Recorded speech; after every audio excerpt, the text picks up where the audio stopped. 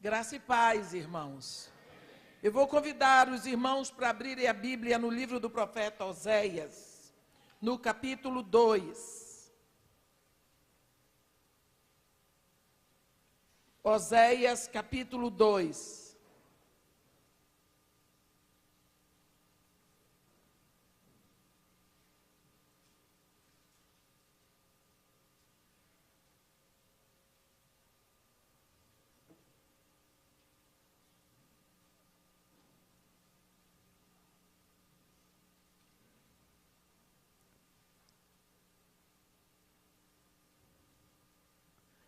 No capítulo 2, versículo 5, está escrito: pois sua mãe se prostituiu, aquela que os concebeu ouve-se torpemente, porque diz: irei atrás de meus amantes, que me dão o meu pão e a minha água, a minha lã e o meu linho, o meu óleo e as minhas bebidas. Portanto, eis que cercarei o seu caminho com espinhos, levantarei um muro contra ela, para que não ache as suas veredas. Ela irá em seguimento dos seus amantes, porém não os alcançará. Buscá-los-á, sem contudo os achar. Então dirá: irei e tornarei para o meu primeiro marido, porque melhor me ia então do que agora. Ela, pois, não soube que eu é que lhe dei o trigo, e o vinho, e o óleo, e lhe multipliquei a prata e o ouro, que eles usaram para Baal. Portanto, tornar-me-ei e reterei a seu tempo o meu trigo e o meu vinho, e arrebatarei a minha lã e o meu linho, que lhe deviam cobrir a nudez. Agora descobrirei as suas vergonhas aos olhos dos seus amantes, e ninguém a livrará da minha mão. Farei cessar todo o seu gozo, as suas festas de lua nova, os seus sábados e suas solenidades. Devastarei a sua vide e a sua figueira, de que ela diz: esta é a paga que me deram os meus amantes. Eu, pois, farei delas um bosque, e as bestas feras do campo os devorarão. Castigá-la-ei pelos dias dos Baalins, nos quais lhe queimou incenso, e se adornou com suas arrecadas e com suas joias, e andou atrás de seus amantes, mas de mim se esqueceu, diz o Senhor. Portanto, eis que eu a trairei, e a levarei para o deserto, e lhe falarei ao coração. Amém. Os irmãos podem sentar. O versículo que nós vamos usar essa noite é uma meditação na conclusão dessa palavra, que está no versículo 14. Portanto, eis que eu a atrairei, e a levarei para o deserto, e lhe falarei o coração. E no versículo 16 diz: naquele dia, diz o Senhor, ela me chamará meu marido, e já não me chamará meu Baal. Nós lembramos que quando Deus tirou Israel do Egito, Deus chamou esta nação e fez um casamento com a nação Israel. Fez um casamento porque casamento é aliança. Casamento é pacto. Então, no momento em que Deus faz um pacto, faz uma aliança com Israel, ele se casa com a nação. E como marido, o papel do marido na linguagem de Deus é proteger, dirigir, amparar, prover, cuidar da esposa. Então, durante todos os 400 anos do deserto, os 40 anos de deserto, Deus proveu para esta nação esposa. Deus supriu. Deus era para eles uma nuvem de dia que os cobria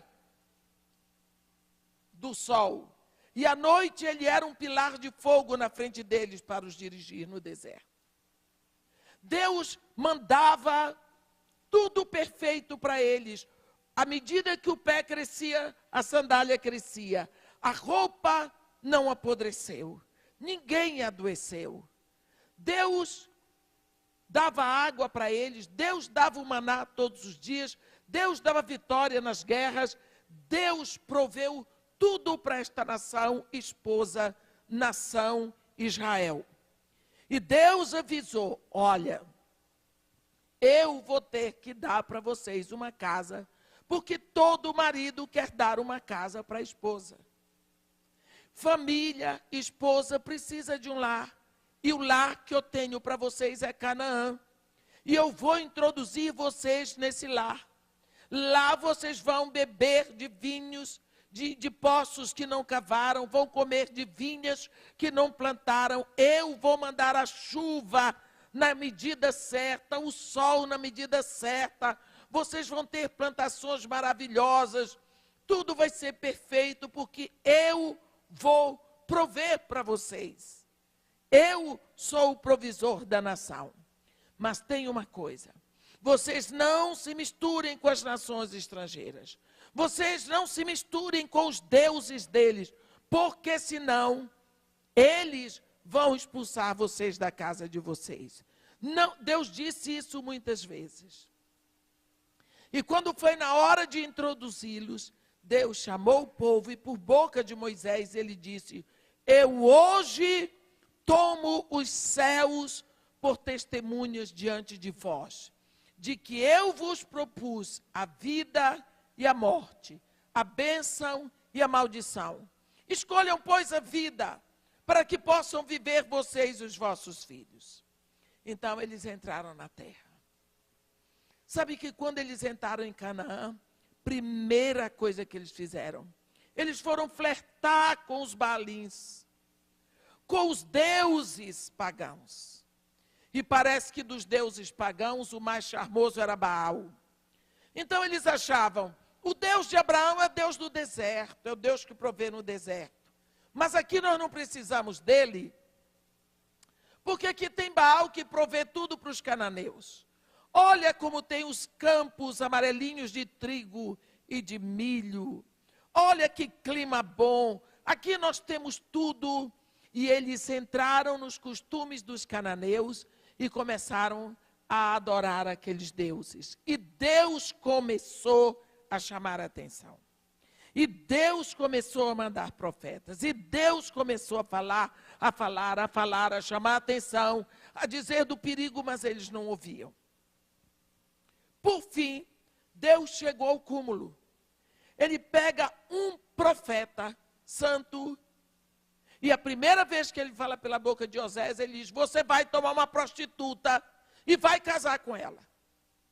E você vai ter filhos de prostituição, para ver se esse povo vê que um homem santo casa com uma prostituta porque ele a ama, que o Deus santo faz aliança com uma nação prostituta.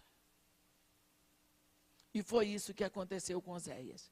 Ele foi achar Gomer, uma prostituta no mercado, e trouxe para dentro de casa para ser esposa dele. Então, Deus mandava tudo para eles, provia tudo, eles diziam, é Baal que manda. E Deus disse, pois eu vou tirar toda a produção de vocês e eu quero ver Baal dar. E assim, o livro de Amós é uma saga. Mas chega um ponto que culmina Deus dizendo, no versículo 14, portanto, eis que eu a atrairei e a levarei para o deserto e lhe falarei ao ouvido. Naquele dia, diz o Senhor, ela me chamará meu marido e não me chamará mais meu Baal. Essa questão de chamar para o deserto. Quantas vezes nós esquecemos o que é o deserto? O deserto é um período de dores. O deserto é um caminho de dificuldades. O deserto é um período tão difícil que às vezes as pessoas desistem. Às vezes as pessoas morrem.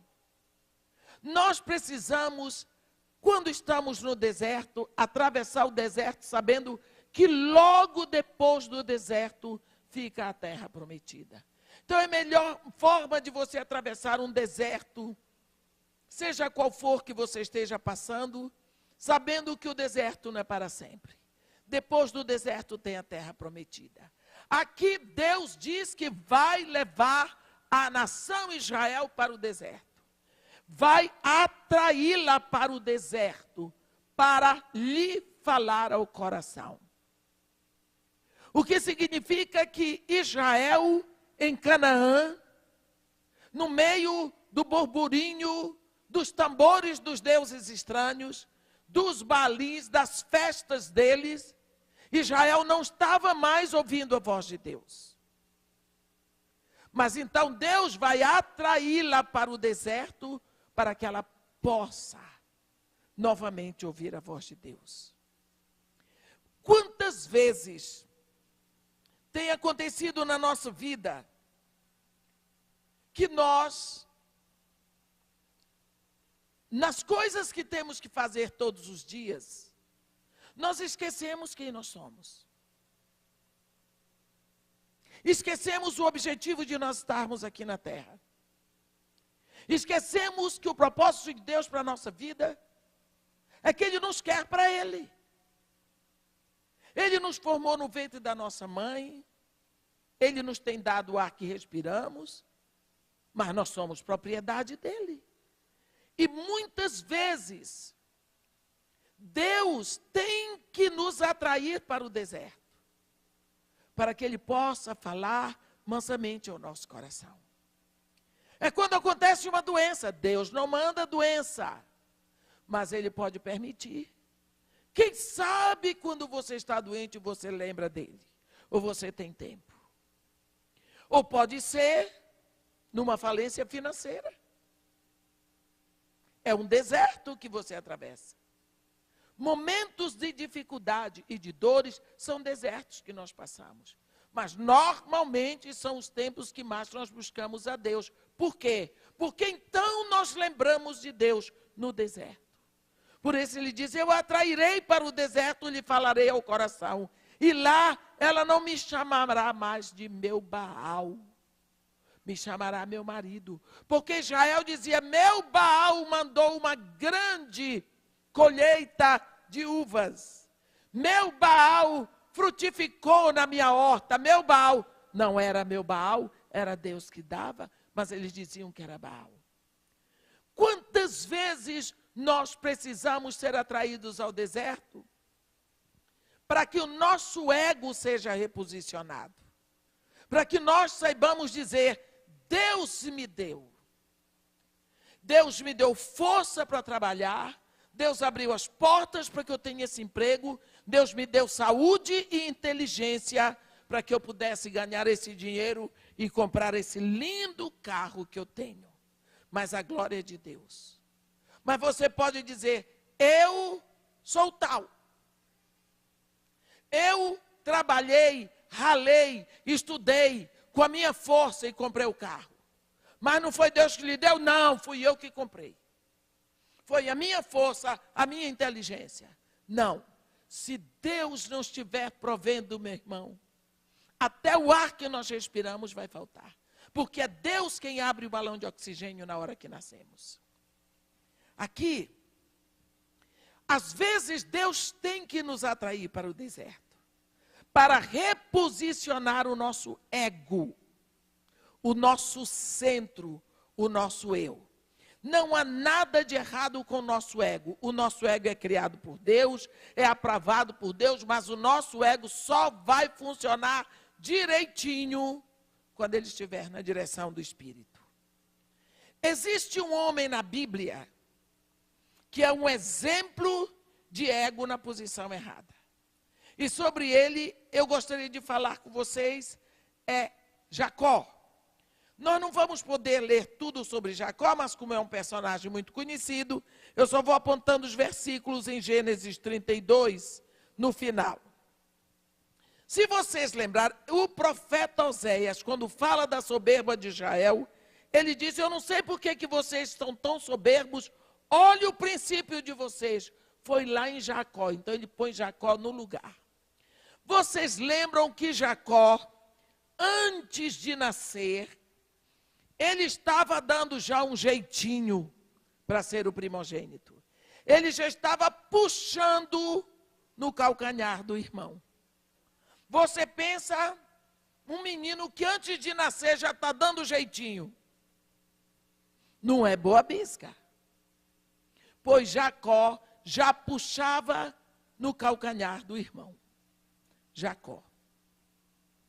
Agora, depois que ele cresceu, ele tinha um olho grande, um jeito de fazer as coisas, ele tinha os seus próprios métodos, ele era um armador de história, ele sabia como enganar, ele sabia como usurpar a posição que ele queria, porque ele dava o jeitinho dele, ele tinha a estratégia dele e a inteligênciazinha dele para fazer as coisas ao modo dele. Portanto, para Jacó, o sucesso dele ia depender do jeitinho dele e não de Deus. O irmão que era caçador, Esaú, foi caçar e voltou da caçada com muita fome. E ele sabia que o irmão ia voltar com fome. Então, o que ele fez? Ele preparou um cozinhado de lentilha, um ensopado, devia estar muito gostoso, porque cheirava longe o ensopado.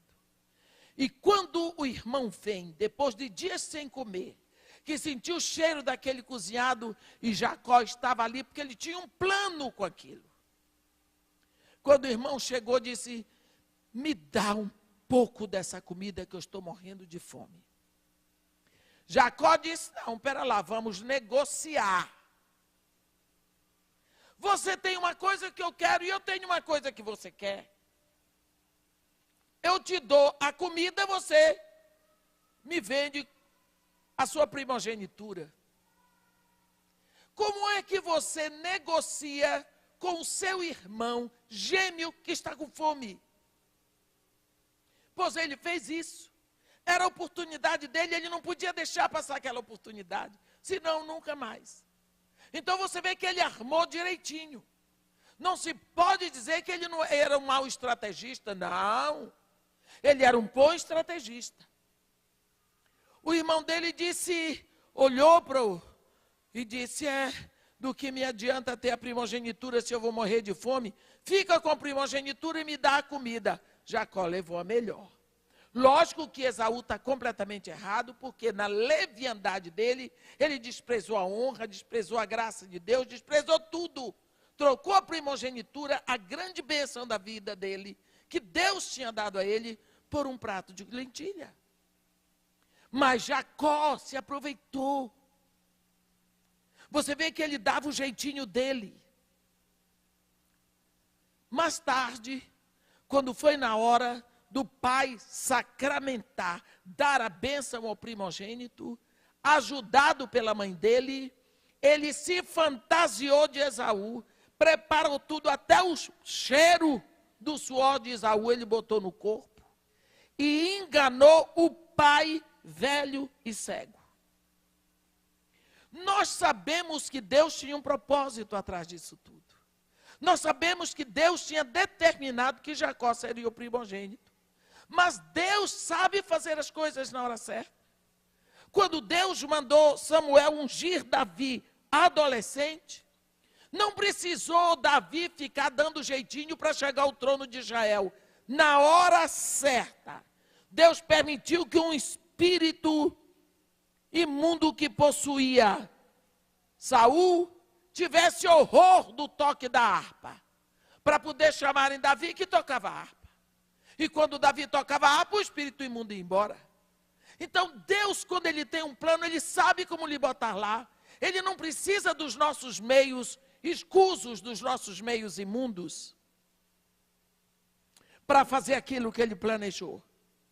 E quando Esaú chegou da caçada, que viu que a bênção tinha sido dada a Jacó, ele gritou, ele chorou, ele levantou a voz, e ele prometeu solenemente que Jacó seria um homem morto na mão dele, porque ele ia matar Jacó. Jacó então foi mandado para a casa do seu tio Labão, na Mesopotâmia, e lá, quando Jacó chegou, ele botou o olho numa primeira que ele viu, se apaixonou por ela, Raquel. E ele desconsiderou os princípios familiares. Ele disse, eu vou trabalhar 7 anos para te comprar essa moça, meu tio Labão. E Labão disse para ele, melhor vender para você do que para outro. Ele trabalhou 7 anos contando. No dia que completaram 7 anos, ele foi para o tio e disse, dá-me a minha mulher, porque venceu o tempo hoje. O tio fez um banquete, o banquete era só para os homens. À noite ele passou Lia para a tenda de Jacó. Ora, Lia era uma moça virgem, casadoira, jovem, filha de Labão. Foi o pai que a entregou como esposa. Absolutamente legal, porque naquela terra, para casar a segunda, tinha que casar primeiro a mais velha. Mas Jacó desconsiderou isso, ele queria pular. Jacó dormiu a noite toda com a moça. Possuiu a moça, sem olhar para o rosto. Que homem é esse? Se ele nem olhou para o rosto, como ele ia dar atenção aos sentimentos dessa moça? Quem não olha no rosto, como vai olhar no coração? Então você vai vendo como era Jacó. No outro dia de manhã fez pior, quando viu o rosto da moça. Ai, não era essa. Labão, você me enganou. Eu trabalhei 7 anos pela outra, não foi por essa aqui. E fez aquela confusão, coitada de Lia. E naquela hora ficou decidido que ele ia trabalhar 7 anos para ter a outra também. Depois que ele trabalhou mais 7 anos para ter a outra. Agora, ele tinha trabalhado 14 anos para o tio para ter 2 mulheres. Ele precisava fazer o rebanho dele, então ficou acertado que todos do rebanho que nascessem pintados e listados seriam de Jacó. Ora, Deus, abençoando Jacó, porque Deus tinha decidido que ia abençoar Jacó, Jacó fez a estratégia dele, passava uma espécie de cera nos animais, botava a cerca e botava os animais para tomar sol perto da cerca. Lógico que vai queimar em lista. E assim Jacó foi fazendo a trapaça dele, foi arrumando, fora que Deus abençoava e olhando para Jacó, porque Deus estava deixando Jacó fazer a estratégia dele, porque Deus ia pegar Jacó lá na frente. Porque Deus, na sua misericórdia, meus irmãos, ele dá tempo. Você pensa aquele homem que estava fazendo trapaça e montando propinas e orando. Na hora que a propina deu certo, ele ainda foi agradecer a Deus. Será que Deus não deu tempo para ele saber que ele estava fazendo errado? Deus deu, mas Deus não ia impedi-lo. Ele chegou a ser pego na hora em que ele estava orando, agradecendo a Deus a propina. Aquele homem vive na igreja, ele é um dos pastores da igreja. Eu conheço a igreja de onde ele é. Por que que Deus não impediu? Deus tem a bênção para ele. Precisava roubar? Não. Por que Deus não impediu? Ué, e cadê a sua capacidade? Ele foi fazendo o que estava errado, até a hora em que ele foi pego. Foi culpa de Deus? Não foi culpa dele. A mesma coisa Jacó. Deus tinha bênção para Jacó, Deus multiplicava os rebanhos de Jacó, não precisava Jacó ir com a estratégia dele, mas Jacó foi. Agora, 21 anos mais ou menos, Labão já estava desconfiado porque o rebanho de Jacó aumentava muito. E os filhos de Labão também estavam dizendo, só o rebanho dele que cresce, meu pai, e o seu. Então ele aproveitou quando Labão foi fazer a tosquia e pegou a mulher, os rebanhos, os servos, os filhos e se mandou de volta para a casa do pai dele, para Beceba, aonde estava Esaú. Mas ele tinha um nó. Ou ele ficava lá com Labão e os irmãos, olhando que o rebanho dele estava crescendo muito, ou ele voltava para enfrentar Esaú, e ele tinha que enfrentar Esaú. Mas ele sabia que não ia ser fácil, porque ele conhecia Esaú. E sabia que ele tinha agido errado com Esaú. Agora, ele vai com essa preocupação. Quando chega lá, na hora de ter que enfrentar Esaú, eu queria que você visse. No versículo 13 do capítulo 32. E tendo passado ali aquela noite, separou do que tinha um presente para seu irmão Esaú. Olha bem a estratégia de Jacó, aqui para vocês verem que sujeito perigoso. 200 cabras e 20 bodes, 200 ovelhas e 20 carneiros, 30 camelas de leite com suas crias, 40 vacas e 10 touros, 20 jumentas e 10 jumentinhas. Entregou-os às mãos dos seus servos, cada rebanho à parte, e disse aos seus servos: passai adiante de mim e deixai espaço entre rebanho e rebanho. Olhem para mim, assim. Você leva as 200 cabras e 20 bodes.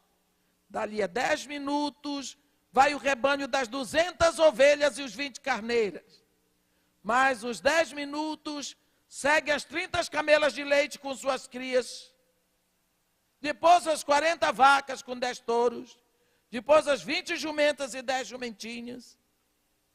E vocês vão assim, aos poucos, porque ele tinha um plano que está escrito aqui. Entregou-os nas mãos dos seus servos, cada rebanho à parte, e disse aos seus servos: passai adiante de mim e deixai espaço entre rebanho e rebanho. Ordenou o primeiro, dizendo: quando Esaú, meu irmão, te encontrar e te perguntar: de quem és? Para onde vais? De quem são estes diante de ti? Responderás: são do teu servo Jacó. Já não é irmão, é servo. É presente que ele via ao meu senhor Esaú. E eis que ele mesmo vem vindo atrás de nós. Ordenou também ao segundo, ao terceiro e a todos os que vinham conduzindo os rebanhos: falareis desta maneira a Esaú, quando vos encontrares com eles. Direis assim: eis que o teu servo Jacó vem vindo atrás de nós. Porque dizia consigo mesmo, ó que Jacó pensava: eu o aplacarei com o presente que me antecede, depois o verei. Porventura me aceitará a presença. Está vendo por que ele estava com essa estratégia toda?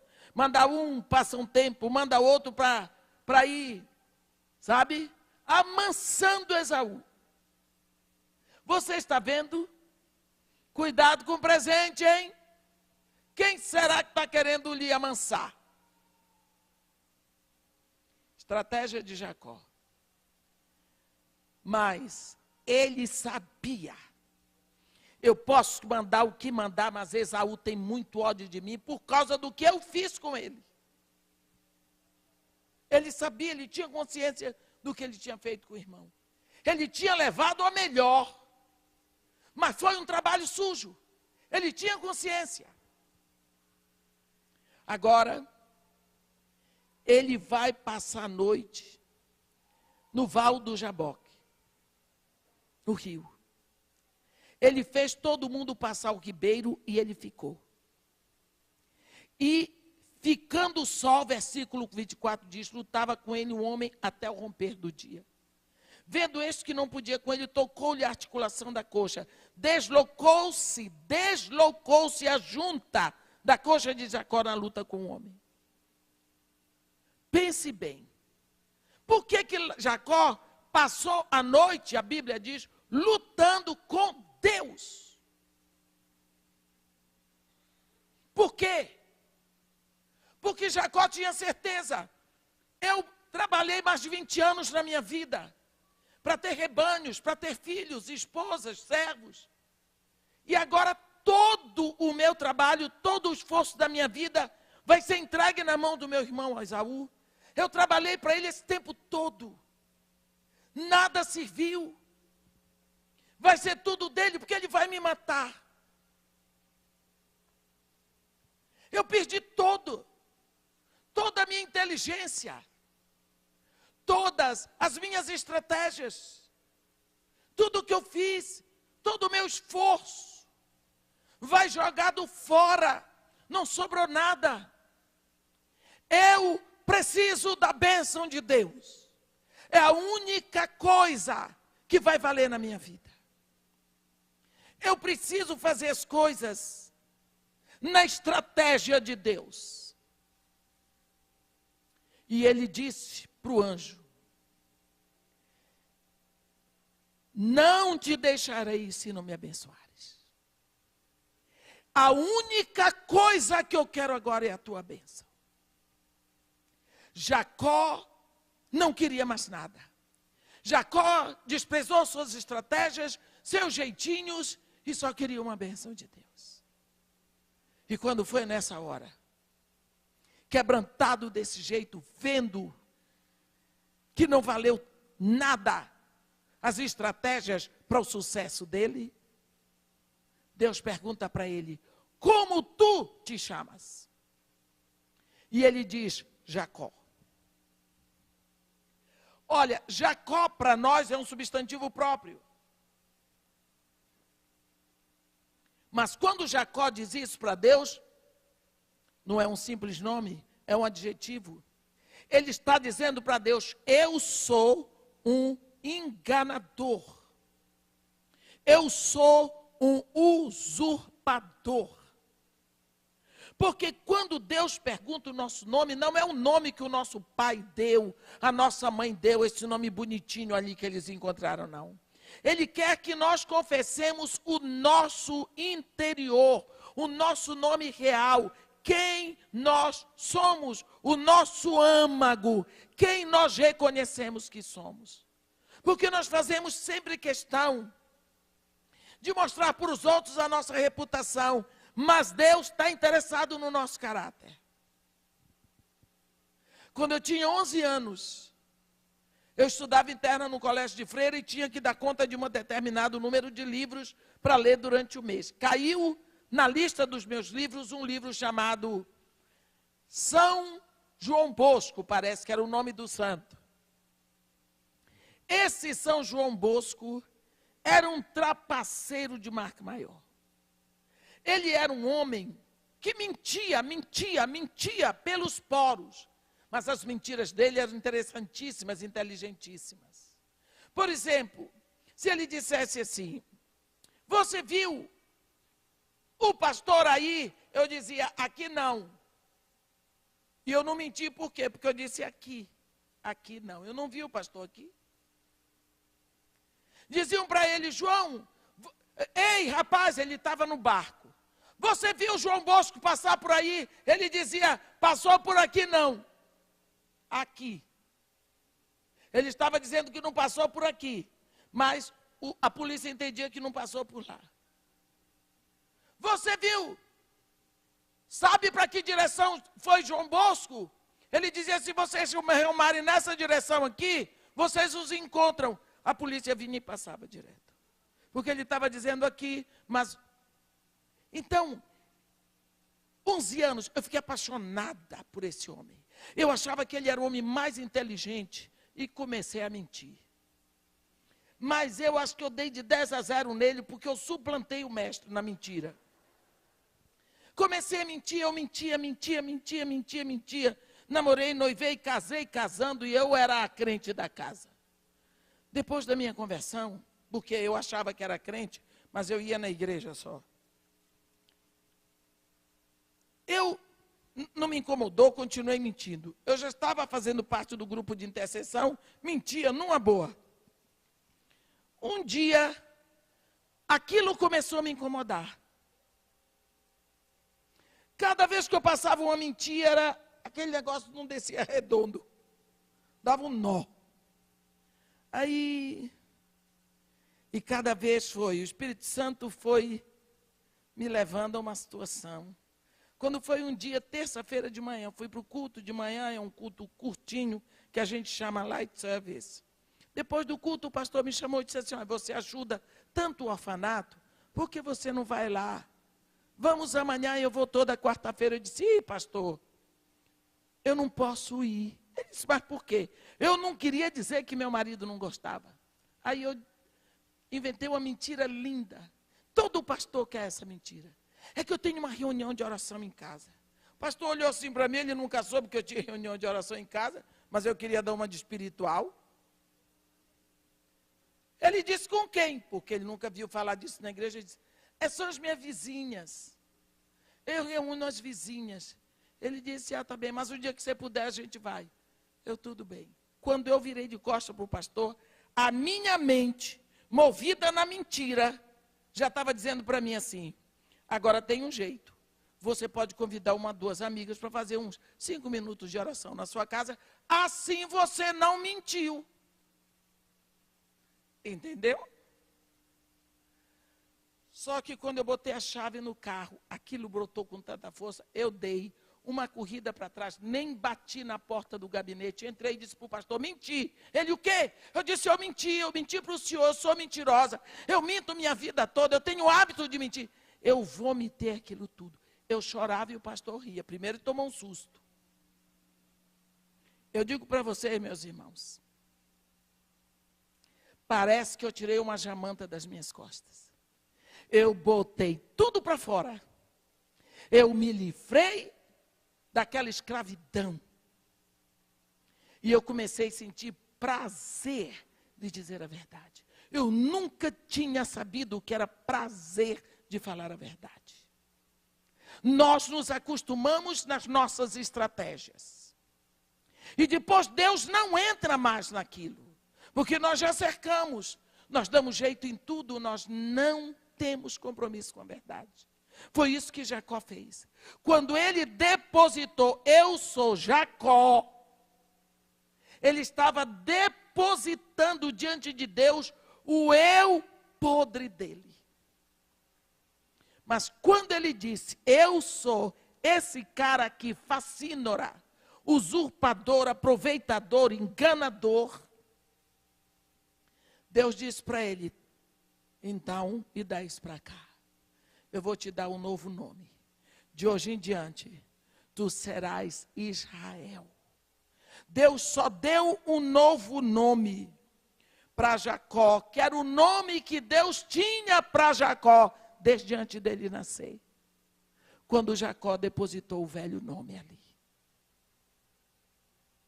Resultado, quando você deposita diante de Deus o seu eu real, o seu eu imoral, o seu âmago, como aqueles 24 anciãos de Apocalipse no capítulo 4 depositam as suas coroas, Deus recebe isso daí e lhe dá um novo nome. Deus tem um nome específico para cada um de nós. Você lembra quando José nasceu, o filho de Jacó? José era o penúltimo filho, era o 11º. Mas Jacó se apaixonou pelo menino porque era brilhante. Então Jacó fez uma roupa especial para ele. No meio de todos os irmãos, ele fez uma roupa talar, uma roupa para ele de sacerdote. Isso despertou nos irmãos ódio por José. E por causa disso ele foi levado a ser vendido como escravo. Depois ele foi parar na prisão. Deus tinha uma roupa para José. E a roupa que Deus tinha para José era a roupa de governador do Egito, primeiro ministro do Egito. Mas o pai dele atrapalhou, dando a ele uma roupa de homem. Quando Deus tinha uma roupa muito melhor. Deus tem coisas maravilhosas separadas para nós. Mas nós escolhemos ficar nos nossos jeitinhos. Quando Jacó, você vai ver o que está escrito aqui, eu acho lindo. O versículo 31. Quando a palavra diz, nasceu-lhe o sol, quando ele atravessava Peniel, e ele manquejava de uma perna. Quantas vezes o sol nasceu para Jacó? Desde que ele nasceu. Por que que a Bíblia diz, nasceu-lhe o sol? Porque ele agora é um novo homem. Agora, sem aquela jamanta nas costas. Sem aquele peso da escravidão que ele andava antes. Ele vê que o sol brilha mais. Ele vê que tudo é diferente. começa uma nova fase na vida dele. Se você tem tido dificuldades no deserto, é bem possível que Deus está chamando você ao deserto para acertar o seu ego, para reposicionar o seu ego, para lhe dizer quem é que manda. Não é? Porque o seu ego, meu irmão, e o meu, na nossa mão, ele é um problema. Mas o nosso ego na mão de Deus é uma possibilidade muito grande. Quando Jacó mudou, ele deixou de ser Jacó, enganador, usurpador. Ele passa a ser Israel. As circunstâncias mudaram porque quando nós mudamos, as circunstâncias mudam. Um novo nome, um novo homem, nasceu-lhe o sol. Quando ele atravessava Peniel e ele manquejava. A Bíblia diz aqui que ele deslocou a junta da coxa. Você sabe o que é de uma hora para outra? Essa articulação daqui se soltar. Então você pode pensar na dor de Jacó. Você pode pensar como ele passou a puxar a perna. Ele já não dominava o andar dele. O mover dele não estava mais na força dele. Significa que agora ele dependia não mais do mover dele. Vai acontecer uma coisa. Olha o que está escrito no capítulo 33. Levantando Jacó os olhos, viu que Esaú se aproximava. E com ele 400 homens. Uau! Lá vem Esaú com 400 homens para matar Jacó. Porque ninguém vem com 400 homens para abraçar o irmão, né? Ele já tinha recebido todos os presentes e disse, vai levando. Eu vou pegar esse cabra, ele está querendo me amolecer? Ainda veio com essa história? Leva tudo que eu tinha, que era bênção, agora vem mandar o rebanho na frente, está pensando que eu sou o quê?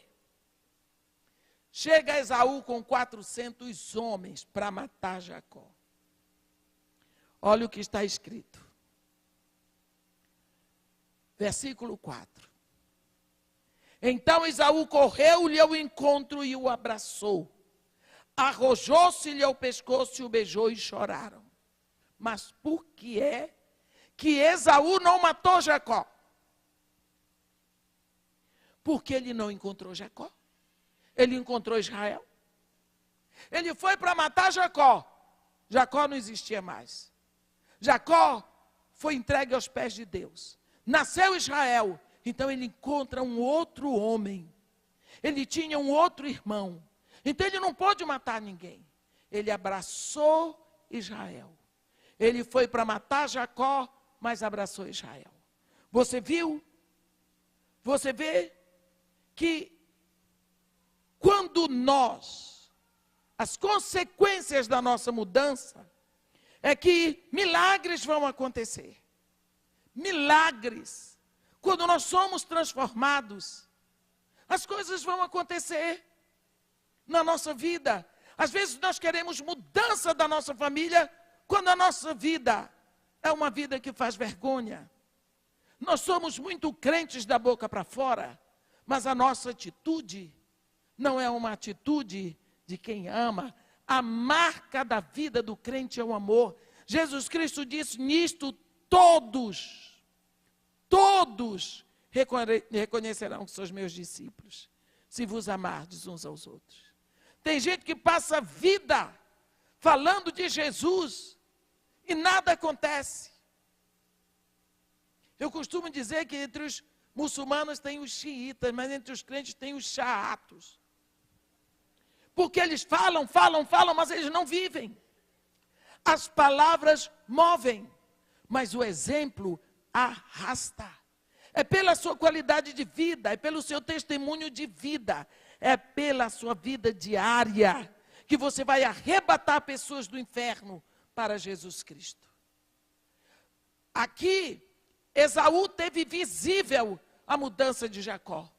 Quando nós mudamos, quando nós estamos transformados, nós vamos ver que as pessoas perto de nós vão notar. Tudo em nossa volta muda. Você vai ver aqui no versículo 12. Disse Esaú: partamos e caminhemos, eu seguirei junto de ti. Que tal? Que tal? O irmão que Jacó temia, agora propõe caminhar lado a lado com ele. Quer ver um exemplo? No capítulo 35, no versículo 2, está escrito assim: Jacó disse à sua família, a todos os que com ele estavam: lançai fora os deuses estranhos que há no vosso meio, purificai-vos e mudai as vossas vestes. Levantemo-nos e subamos a Betel, farei ali um altar a Deus que me respondeu no dia da minha angústia e me acompanhou no caminho por onde andei. Que tal? Há quanto tempo esse povo andava com Jacó, carregando deuses estranhos? A própria Raquelzinha roubou os ídolos do lar do pai dela e estava tudo muito bem. Agora, porque ele foi transformado, ele diz: lançai fora todos os deuses estranhos.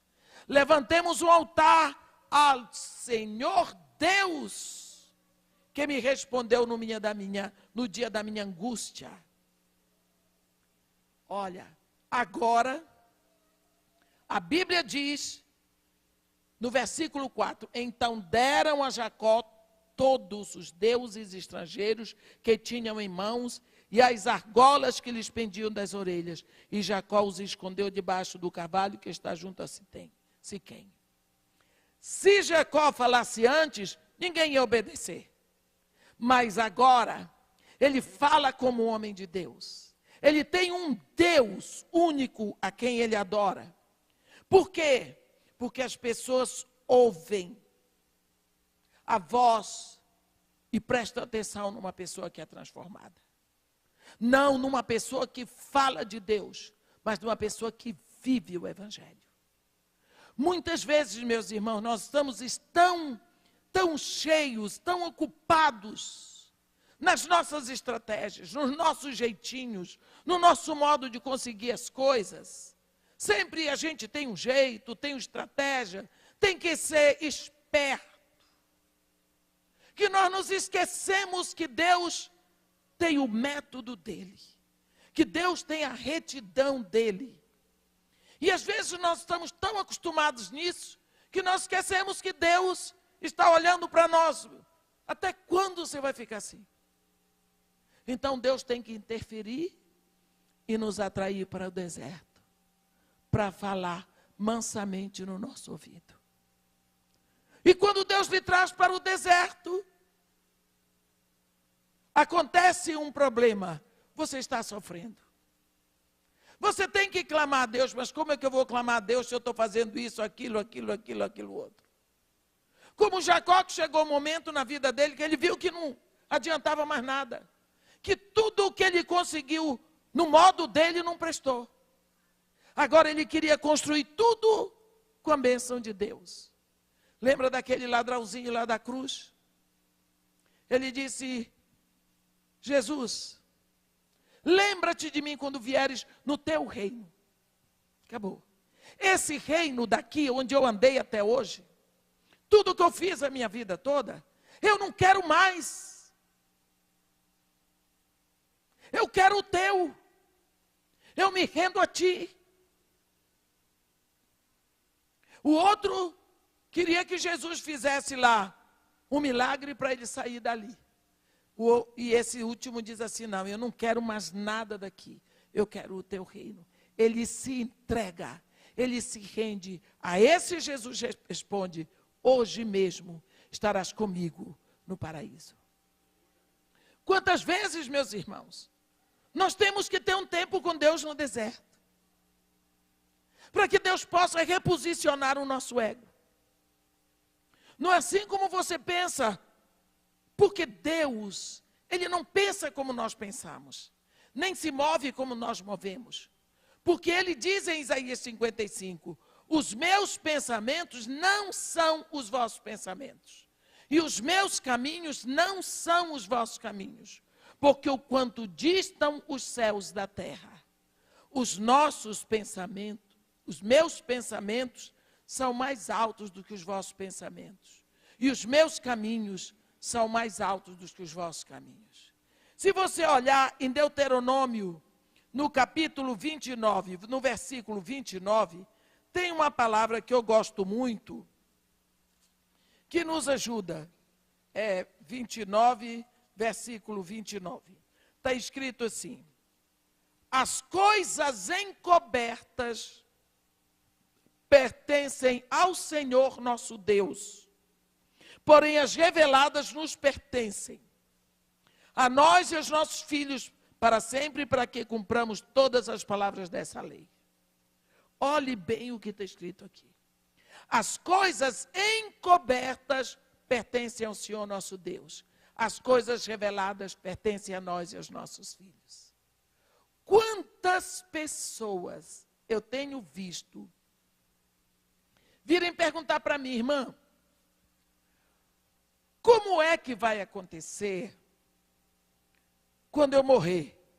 Eu digo, ai, eu não sei. Mas lá no céu eu vou reconhecer minha mãe? Eu digo, não sei. Como que a senhora não sabe? Eu disse, ainda não fui lá para ver. Ainda não fui lá para ver. Não, mas o que a Bíblia diz a esse respeito? A Bíblia diz que as coisas encobertas pertencem a Deus e as coisas reveladas pertencem a nós. Irmã, com quem foi que Caim casou? Porque Adão teve Caim e Abel, matou Abel. Eu disse, eu não sei o nome da mulher de Caim. Eu não a conheci. Não, irmã. Ele deve ter casado com alguém. Então não tinha só Adão e Eva na terra. Eu disse, não sei. Mas eu sei sim, que na antiguidade todinha, nome de mulher não entra. Nós só sabemos o nome de uma filha de Jacó por causa da história dos siquemitas. Diná, que era filha de Lia. As outras. Até hoje, o tempo que eu morei no Iraque, se perguntasse quantos filhos você tem 3 filhas e 2 filhas, 2 filhos. Você dizia 2, porque mulher não conta. Mas, irmã, como vai ser? E se eu não encontrar minha mãe no céu? Eu digo, é porque ela foi para o inferno. Mas eu tenho que encontrar. Eu digo, mas o que você quer que eu faça? Eu queria saber, eu digo, eu não sei. Eu sei que lá no céu ninguém sofre. E eu vou sofrer se eu não ver meu pai. Então eu não sei o que vai acontecer com isso, mas uma coisa eu sei. Eu sei que quando eu sair daqui eu vou saber todas as coisas. Mas até que eu chegue lá, eu vou deixar isso encoberto. Sabe que tem pessoas que não admitem ficar sem saber as coisas de Deus. Por quê? Quando você questiona muito a palavra de Deus, você precisa saber se você tem interesse ou se você tem curiosidade. Curiosidade não é virtude, mas interesse é. Para você buscar a verdade. Mas nunca esquecendo que quando você pergunta por quê, por quê, por quê, por quê, isso pode desenvolver em você um espírito exigente, em que você diz, eu tenho que saber. Deus vai ter que me explicar. Deus vai ter que me explicar, porque senão como é que eu vou entender? Você não tem que entender, você tem que obedecer. Quando você desenvolve esse espírito exigente, significa que todo mundo lhe deve explicação, até Deus. Então, pode ser que Deus lhe leve ao deserto para acertar o seu ego. Como ele acertou e reposicionou o ego de Jacó. Quando Jacó viu que tudo que ele fez no jeitinho dele estava perdido para Esaú. E ele ainda ia perder a vida. No instante ele reconheceu que a única coisa que vale nessa vida é a bênção e a cobertura de Deus. Quantas vezes nós atribuímos ao nosso plano de saúde, à nossa inteligência, ao nosso nome, à nossa beleza e aos títulos que temos todo o nosso sucesso? Qual é a glória de Deus quando nós damos a glória para tudo menos para Deus?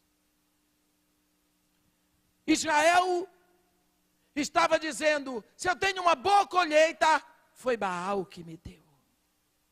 Baal mandou a chuva na estação certa, o sol na estação certa. Nós tivemos uma grande produção de óleo, de azeite, porque Baal nos protege. Era Deus que mandava. Mas eles não viam Baal, não viam Deus, eles só viam Baal. E Deus disse: já que vocês não estão olhando para mim, não estão recebendo a bênção de mim, vocês estão dando glórias a Baal quando sou eu que faço, então vocês vão ter que vir para o deserto, para poder reconhecer que nem isso Baal impede. Então, quantas vezes nós precisamos, meus irmãos, abrir os nossos olhos, de que o deserto, na maioria das vezes, acontece na nossa vida, para que Deus tenha tempo de receber a nossa atenção. Porque nós não estamos dando mais atenção para Deus. Para que Deus possa dizer: olha, eu te trouxe aqui, nessa terra, não para ficares. Tu tens que voltar para mim. Tu és meu, eu te amo. Mas tu estás te perdendo. Tu estás te jogando fora na mão do teu inimigo que te odeia. Tu estás dando glórias ao mundo, às riquezas, quando na realidade sou eu que te abençoo.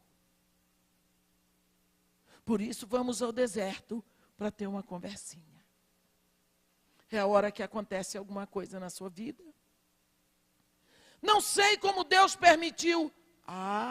Lembrou de Deus. Lembrou de Deus.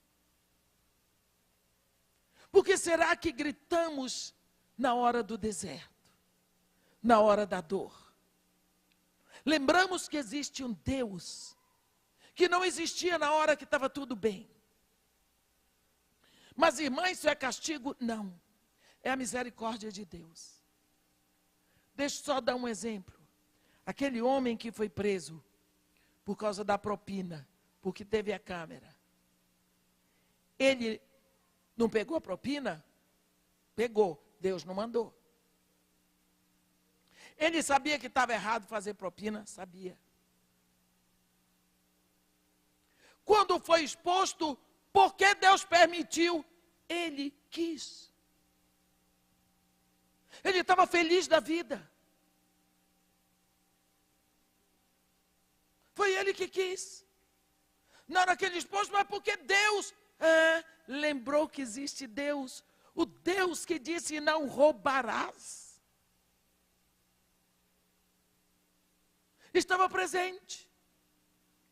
Nós não podemos imaginar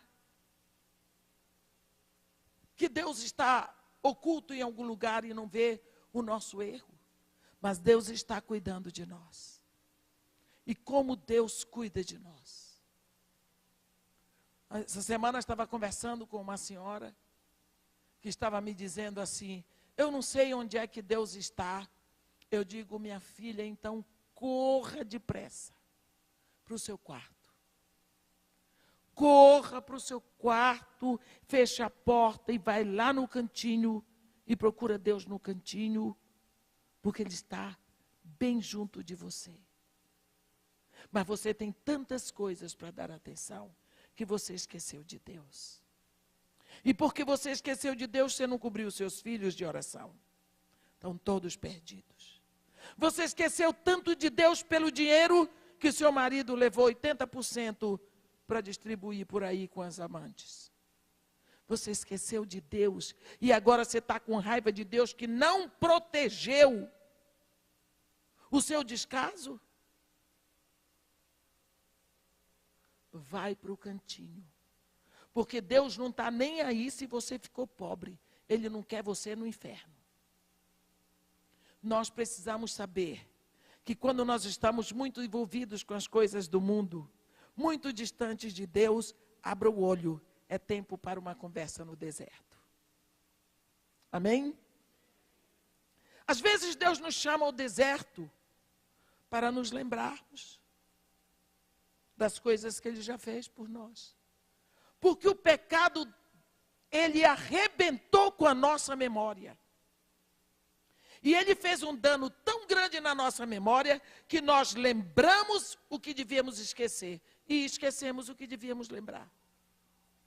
Você já viu quantas vezes na Bíblia está escrito: lembrai-vos, lembrai-vos, por causa da memória.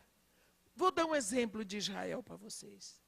As pragas todas que vieram, a Páscoa,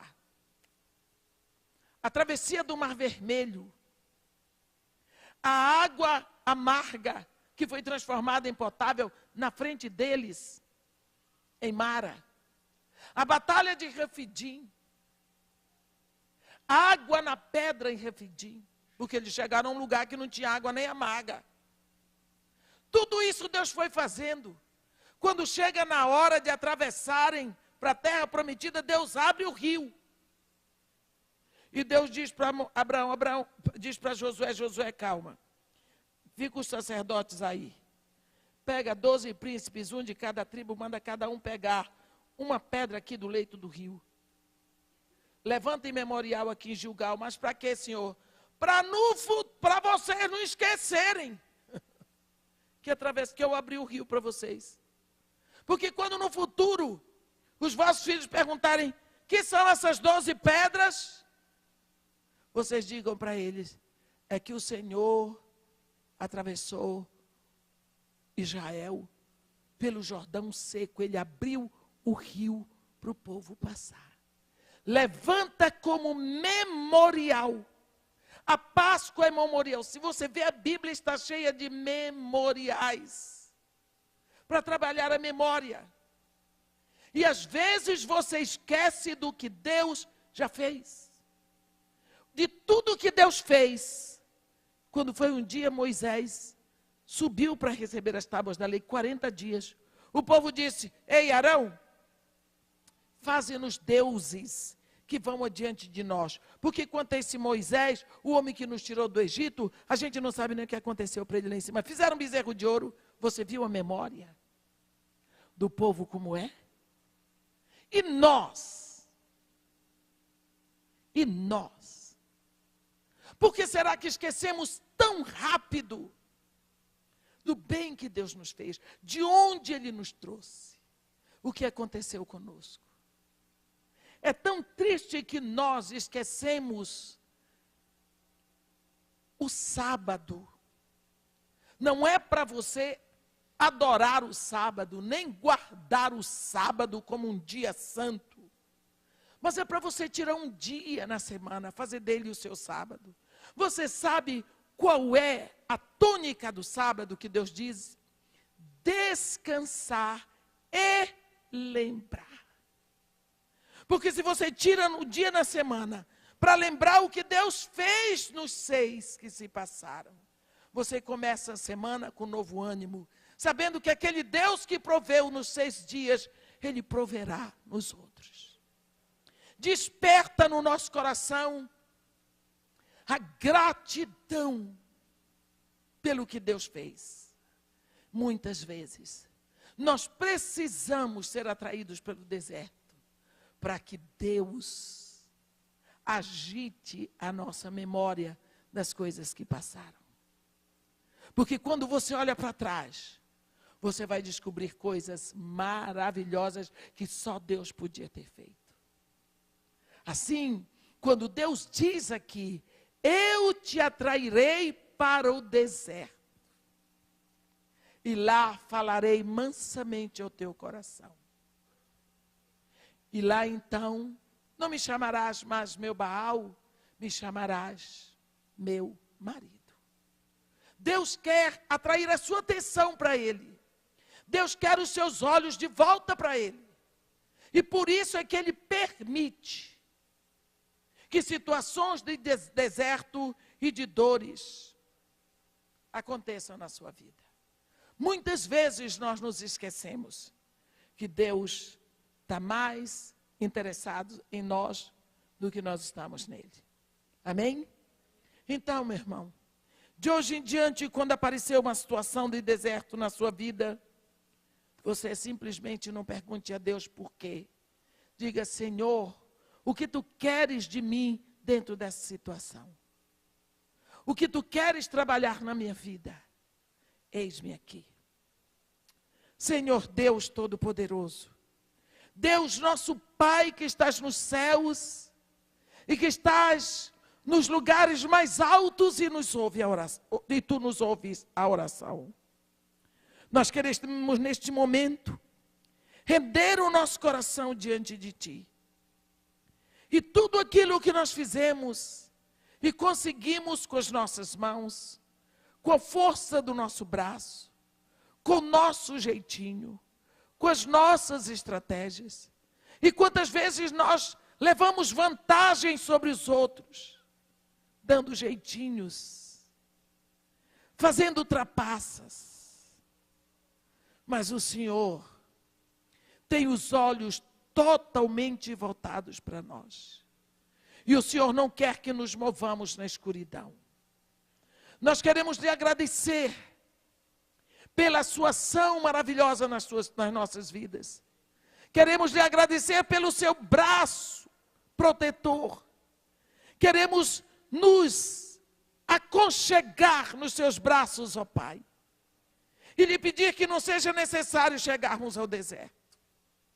Mas que antes disso, nós tenhamos a consciência de voltar para ti, de te pedir perdão, de buscar o teu meio, a tua estratégia, o teu modo de fazer as coisas, para que não tenhamos que ir para o deserto, ó Pai.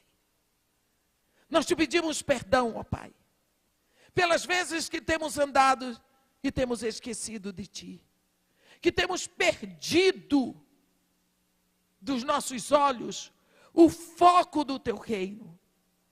E nem temos nos preocupado que nós estamos aqui para glorificar o teu nome. Nós te pedimos perdão, ó Pai, e nós nos rendemos. Nós entregamos o nosso eu pecaminoso, trapaceiro, negociante.